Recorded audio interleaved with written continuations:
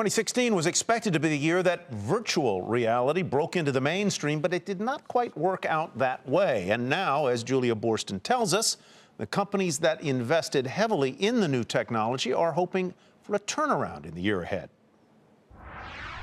We're here to make virtual reality the next major computing platform. This year, Facebook's Oculus, HTC's Vive, and PlayStation VR launched a range of headsets, looking to bring VR to the mainstream.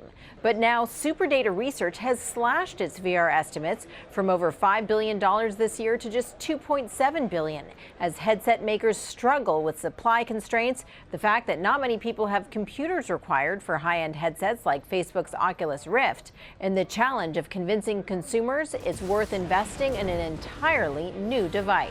The real challenge was getting headsets into the hands of the consumers and giving them a chance to experience it, because it's almost impossible to understand what virtual reality is without actually being part of it and having that experience. Sony's PlayStation VR was considered well-positioned because of the 50 million plus VR-compatible PlayStation consoles in homes. But SuperData cut its sales estimates for Sony's VR headsets this year from 2.3 million to less than 750,000, as Sony has taken a cautious approach to marketing and production.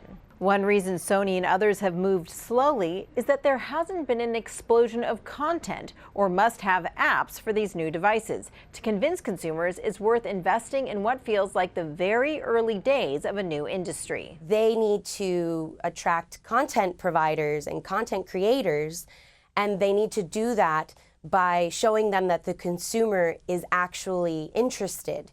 But it's sort of a chicken and the egg situation, because you need content to drive consumption, but you need consumers to drive content. While a critical mass of consumer content builds up, there's been an explosion of business VR applications, from industrial manufacturing to architecture and design, sports training to medical simulations.